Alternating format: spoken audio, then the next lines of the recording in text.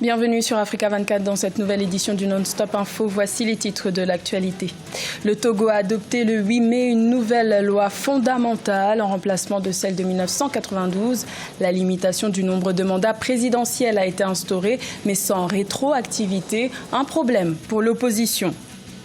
Le programme d'électrification rurale adopté en 2013 se poursuit en Côte d'Ivoire. Ce projet vise à donner accès à l'électricité à toutes les localités d'au moins 500 habitants d'ici 2020 et à tout le pays d'ici 2025. Nous ferons le point sur son avancée. Et les premières victimes du conflit centrafricain sont les enfants. Ils seraient près de 2 millions à avoir besoin de l'aide humanitaire. Les autorités ont donc décidé début mai de lancer une campagne de sensibilisation en faveur de la protection des enfants. Mais tout d'abord, en Mauritanie, le Conseil constitutionnel a délibéré ce jeudi en vue de l'élection présidentielle du 22 juin 2019 et tous les candidats qui ont déposé leur dossier ont été retenus. C'est donc 6 prétendants à la magistrature suprême qui seront en lice pour le prochain scrutin présidentiel, une première dans l'histoire du pays.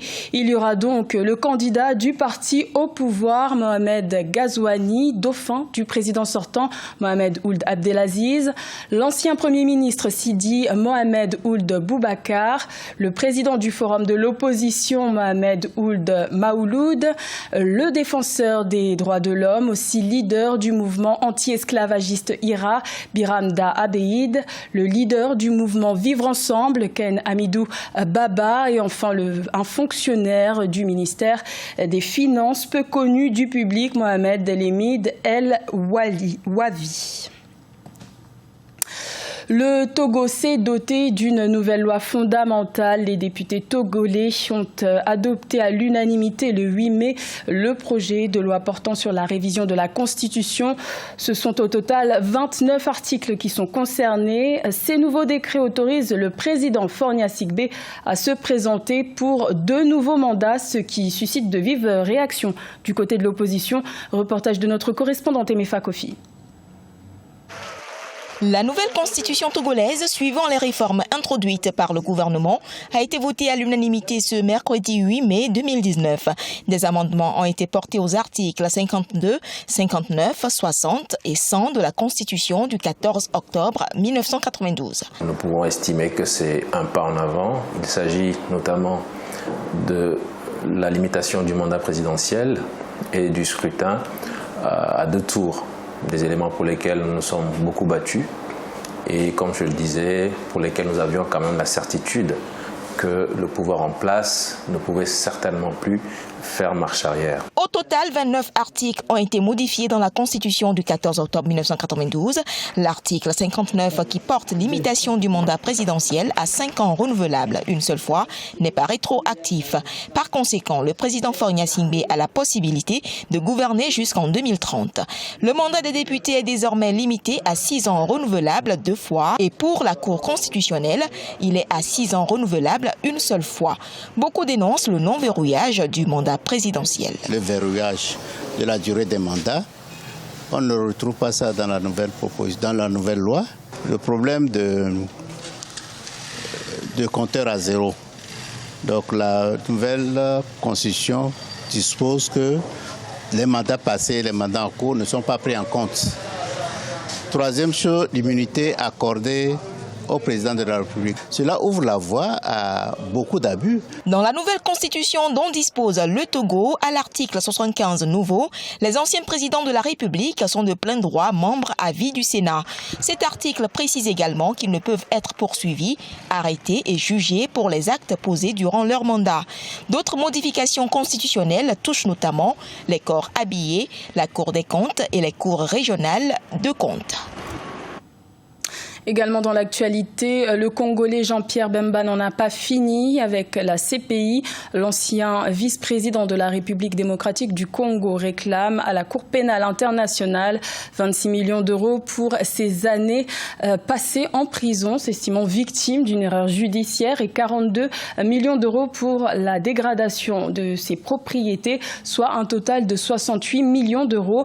Pour rappel, Jean-Pierre Bemba accusé de crimes contre l'humanité et de crimes de guerre commis en Centrafrique en 2002 et 2003 a passé 10 années en prison avant un acquittement inédit par la justice internationale en juin 2018.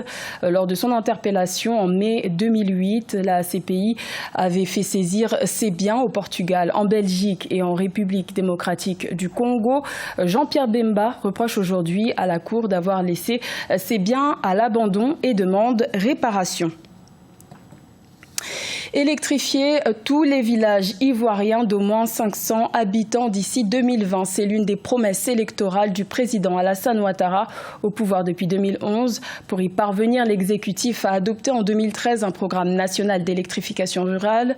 Aujourd'hui, quelles sont les avancées de ce projet? Éléments de réponse dans ce reportage de notre correspondant Olive Adjakotan.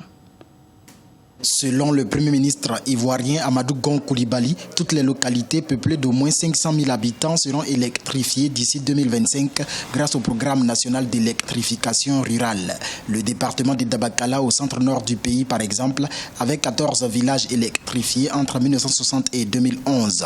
Aujourd'hui, grâce à ce programme, 134 villages ont accès à l'énergie électrique. Ça veut dire qu'en 7 ans, grâce à la politique du président Alassane Ouattara, il y a 120 villages qui ont bénéficié de l'électricité. C'est dans tous les secteurs et c'est dans toutes les régions de Côte d'Ivoire que c'est fait comme ça. Le nombre de localités électrifiées connaît également une croissance de 55% en 7 ans en Côte d'Ivoire. Il est passé de 2847 en 2011 à 4469 en 2018 selon les autorités et devrait atteindre 77% à fin 2019, voire les 100% en 2025. Nous luttons pour que le coût puisse baisser. À chaque fois que le nombre de consommateurs d'électricité vont augmenter, nous allons toujours demander qu'on revoie le coût de l'électricité à la baisse. En rappel, avec une production de 9 843 gigawatts, le secteur de l'électricité enregistre un solde positif de 1042 milliards de francs CFA selon le Conseil des ministres du 8 mai 2019. Les enfants sont les premières victimes du conflit qui mine la République centrafricaine depuis 2013. Après avoir signé l'accord de paix de Khartoum en février 2019, les autorités centrafricaines ont décidé de lancer au début du mois de mai 2019 une campagne de sensibilisation. Objectif, porter secours à ces êtres vulnérables puisqu'ils sont aujourd'hui près de 2 millions à avoir besoin de l'aide humanitaire. Nathalie Mo. Les autorités de la République centrafricaine présentent l'accord de paix de Khartoum comme un outil pour la protection de l'enfance dans le pays. Depuis sa signature le 6 février 2019, 155 enfants soldats ont été démobilisés des rangs des rebelles Séléka. Cet accord de paix est déjà salué parce qu'il traduit en réalité la prise de conscience de part et d'autre de la situation de vulnérabilité des enfants, qu'il faudrait que les parties prenantes, les parties ayant signé cet accord s'engagent véritablement par des actions, par la mise en œuvre, des mesures d'accompagnement concrètes sur le terrain. En République centrafricaine, 2 tiers des enfants ont besoin d'une aide humanitaire, 1/4 est déplacé ou réfugié et des millions d'autres sont déscolarisés, mal nourris et exposés à des maladies, à la maltraitance et à l'exploitation des enfants qui ont besoin d'être mis au centre de la résolution du conflit dans leur pays. Il est question qu'on leur présente également des alternatives. C'est des enfants, ils ont des droits, ils doivent repartir à l'école, ils ont besoin de manger, de se vêtir, de retrouver un équilibre familial. Donc au-delà justement de cette volonté, on s'attend à ce que des mesures d'accompagnement soient effectivement mises sur pied. Et au-delà même, on voudrait que la crise en elle-même s'arrête. La campagne Agir pour protéger les enfants affectés par les conflits a été lancée en République centrafricaine en partenariat avec le Fonds des Nations Unies pour l'enfance. Dans cette lancée, le gouvernement prévoit l'adoption d'un code de protection de l'enfant d'ici fin 2019. Il était connu pour être le photographe des présidents africains. Le Malien Mamadou Koné, dit Super Koné, s'est éteint le 6 mai à l'âge de 71 ans.